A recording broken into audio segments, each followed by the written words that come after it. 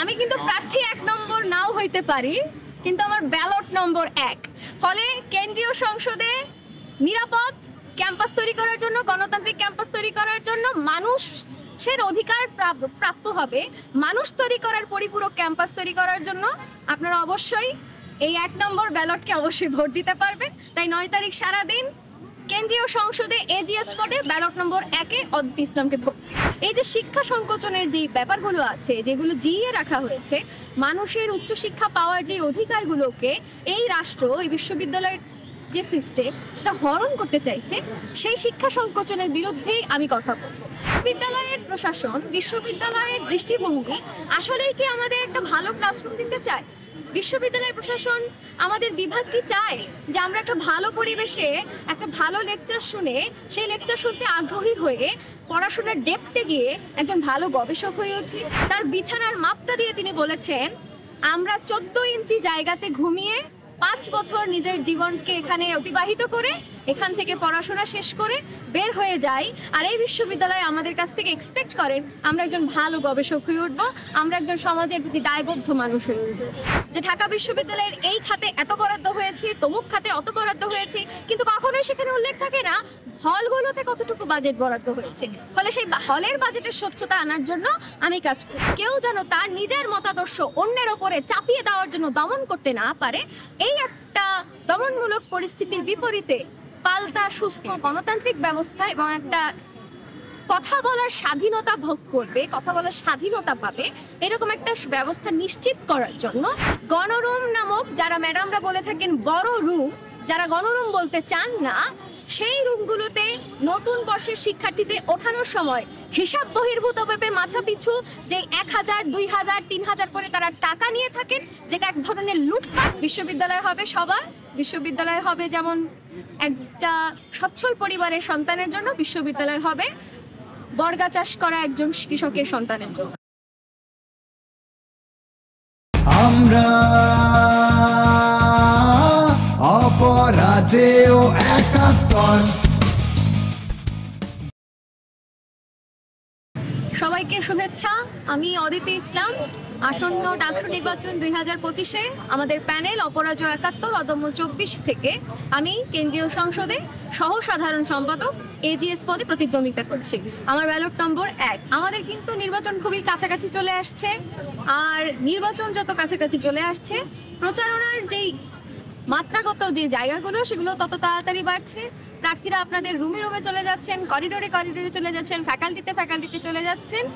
আপনারা প্রার্থীদেরকে ভোটটা অবশ্যই দেবেন এবং অবশ্যই নির্বাচনের দিন ভোটটা নিশ্চয়ই দিতে আসবেন। কিন্তু ভোট দেওয়ার আগে যখন আমি একটা বিষয়কে গণতান্ত্রিক ব্যবস্থা হিসেবে বলছি, তার ন্যূনতম জায়গায় যেহেতু আমাদের এই ভোটাধিকার, ফলে এই মূল্যবান ভোটটি কোথায় নিয়োগ করা হবে সেটা অবশ্যই আপনাদের যে বিবেচনা, সেই বিবেচনার ওপরেই আমরা ছেড়ে দিলাম। এখন আসি যে কেন আমাদেরকে ভোট দেবেন, আমাকে ভোট দেবেন। আমি যদি এজিএস হিসেবে নির্বাচিত হই, তাহলে এই ক্যাম্পাসে আমি আসলে কি করব? অনেকেই অনেক পয়েন্টগুলো বলেছেন, যেগুলো বিশ্ববিদ্যালয়ের একদম মৌলিক টার্ম, সেগুলো যদি বলি যে আবাসিকীকরণ, স্বায়ত্তশাসন, গবেষণা, খাদ্য, শিক্ষা, অনেক কিছু। কিন্তু যদি আমরা আমাদের এই প্রত্যেকটা পয়েন্টকে একটু ভাঙার চেষ্টা করি, তাহলে আমরা আসলে আমাদের প্র্যাকটিক্যাল লাইফে কি সংকট। আমরা যখন ক্লাস করতে যাই তখন দেখি আমাদের বন্ধুরা অধিকাংশই বাইরে দাঁড়িয়ে ক্লাস করছেন, বা আমরা দেখি ক্লাসরুম সংকট থাকার কারণে প্রতি বছরে আমাদের সিট সংখ্যা কমিয়ে দেওয়া হচ্ছে। এই যে শিক্ষা সংকোচনের যে ব্যাপারগুলো আছে, যেগুলো জিইয়ে রাখা হয়েছে, মানুষের উচ্চশিক্ষা পাওয়ার যে অধিকারগুলোকে এই রাষ্ট্র, এই বিশ্ববিদ্যালয়ের যে সিস্টেম, সেটা হরণ করতে চাইছে, সেই শিক্ষা সংকোচনের বিরুদ্ধেই আমি কথা বলবো। কি কথা বলবো? যে বিশ্ববিদ্যালয়ে যেন একদম পরিশ্রম করা শ্রমিক, মেহনতি মানুষের সন্তানও যেন বিশ্ববিদ্যালয়ের ক্লাসরুমে এসে তার লেকচারটা নেওয়ার সুযোগ করতে পারে, যেন সেই অধিকারটা পায়, সেটা নিশ্চিত করার যেই লড়াই, সেই লড়াইয়ের অঙ্গীকার আমি অদিতি ইসলাম আপনাদেরকে দিচ্ছি।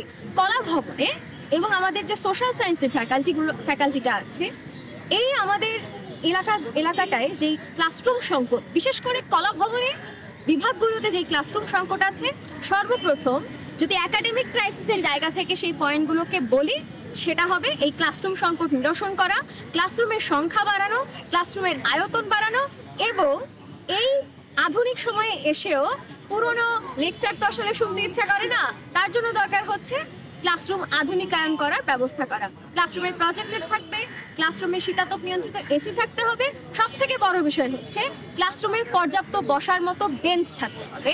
এবং আমার শিক্ষকেরা যারা অনেক কষ্ট করে আমাদেরকে লেকচার দেবেন, তাদের লেকচার থ্রো করার জন্য যে পর্যাপ্ত পরিমাণে সাউন্ড সিস্টেম, সেটা অবশ্যই প্রত্যেকটা ক্লাসরুমে প্রোভাইড করতে হবে। এইটা হচ্ছে আমাদের ক্লাসরুম সংকট নিরসনের জায়গা। আর যদি আমি এই ক্লাসরুম সংকটকে এত আয়োজন দিয়ে সমাধান করতে চাই, তাহলে লাগবে কি? তাহলে লাগবে টাকা। এই টাকাটা কোথা থেকে আসবে? এই টাকাটা দেখার জন্য বুঝতে হবে যে বিশ্ববিদ্যালয়ের প্রশাসন, বিশ্ববিদ্যালয়ের দৃষ্টিভঙ্গি আসলেই কি আমাদের একটা ভালো ক্লাসরুম দিতে চায়?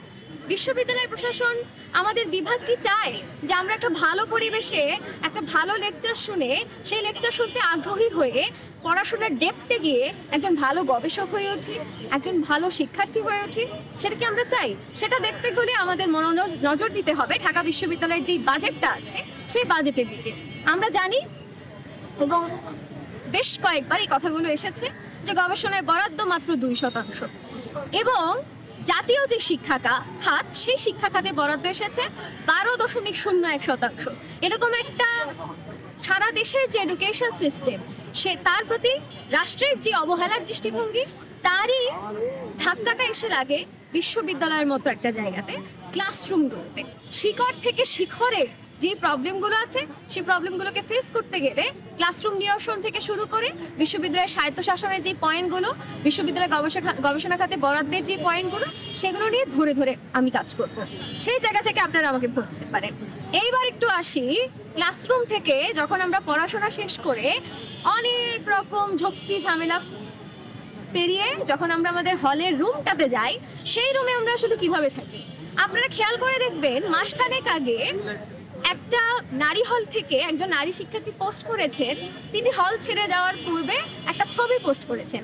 সেই ছবিতে এক স্কেল দিয়ে তার বিছানার মাপটা দিয়ে তিনি বলেছেন, আমরা 14 ইঞ্চি জায়গাতে ঘুমিয়ে 5 বছর নিজের জীবনকে এখানে অতিবাহিত করে এখান থেকে পড়াশোনা শেষ করে বের হয়ে যাই, আর এই বিশ্ববিদ্যালয়ে আমাদের কাছ থেকে এক্সপেক্ট করেন আমরা একজন ভালো গবেষক হয়ে উঠবো, আমরা একজন সমাজের প্রতি দায়বদ্ধ মানুষ হয়ে উঠবো, যেটা আসলে একটা কঠিন বিষয়। ফলে আমরা মনে করি যে এই বিশ্ববিদ্যালয়ের যে আবাসন সংকট, সেই আবাসন সংকটের একদম প্র্যাকটিক্যাল লাইফে সংকটের যে জায়গাগুলো কোথায়? যখন এই নারী শিক্ষার্থীরা তাদের হলে দ্বৈতাবাসিক থাকেন এবং এতই সংকুচিত একটা বিছানায় তাকে থাকতে হয় দুজনকে ভাগাভাগি করে, যে কখনো কখনো মনে হয় ঘুমোতে গিয়ে তিনি বিছানা থেকে পড়ে যাবেন। ফলে এই যে একটা মানুষকে তার ঘুমোতে দেওয়ার স্বাধীনতা ওই বিশ্ববিদ্যালয় যে হরণ করছে, তার বিরুদ্ধে আমি কথা বলবো। হলগুলোতে যেই বাজেট, সেই বাজেট যেই ব্রিফিং করার সময় আমাদের সেই খাতগুলোতে আমাদের কোষাধ্যক্ষ উল্লেখ করেন না, কিংবা ঢাকা বিশ্ববিদ্যালয়ের ওয়েবসাইটে যদি দেখেন যে ঢাকা বিশ্ববিদ্যালয়ের এই খাতে এত বরাদ্দ হয়েছে, তমুক খাতে অত বরাদ্দ হয়েছে, কিন্তু কখনোই সেখানে উল্লেখ থাকে না হলগুলোতে কতটুকু বাজেট বরাদ্দ হয়েছে। ফলে সেই হলের বাজেটের স্বচ্ছতা আনার জন্য আমি কাজ করব, এবং হলগুলোতে প্রত্যেকটা হলে মাসিক যেই সাধারণ সভা, যেটা প্রশাসন মাঝে মাঝেই ফাঁকিবাজি করার চেষ্টা করে থাকেন, সেটা নিয়মিত করার জন্য হল সংসদগুলোর সাথে সমন্বিত করে সেই কাজ আমি আদায় করব। সেই জায়গা থেকে আপনারা অবশ্যই আমাকে ভোট দিতে পারেন। আর একটা কারণে আপনারা অবশ্যই আমাকে ভোট দিতে পারেন, সেটা হচ্ছে বিশ্ববিদ্যালয়ের নিরাপত্তার প্রশ্নে। কি 5ই আগস্টের পরে আমরা বেশ কয়েকবার এই কথা আপনারা শুনেছেন, জানেন যে ক্যাম্পাসের প্রত্যেকটা জায়গায়, বিশেষ করে রাতে প্রক্টোরিয়াল টিম বলি কিংবা কিছু নব্য প্রক্টর সাজা কিছু অতি উৎসাহী শিক্ষার্থী বলি, তারা এই মল চত্বর থেকে শুরু করে বিভিন্ন জায়গায় শিক্ষার্থীরা গল্প করলে, কথা বললে তাদের গিয়ে হেনস্থা করে।